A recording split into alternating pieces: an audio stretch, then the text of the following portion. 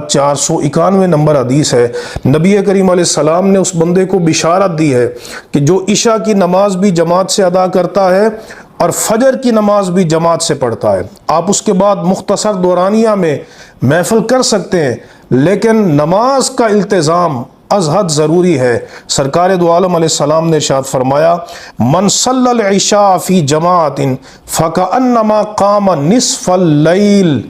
فرمایا جس نے عشاء کی نماز جماعت کے ساتھ ادا کی تو گویا کہ اس نے آدھی رات قیام کیا۔ ومن صلی الصبح فی جماعت فکأنما صلی اللیل کلہ، اور جس نے فجر کی نماز جماعت سے ادا کی تو گویا اس نے ساری رات قیام کیا۔ تو عشاء کی نماز بھی جماعت سے ادا کی جائے اور فجر کی نماز بھی، تو اس سے پوری رات قیام کرنے اور نفل پڑھنے کا ثواب بندے کے نامہ اعمال میں شامل ہو جاتا ہے۔ لہٰذا ہمیں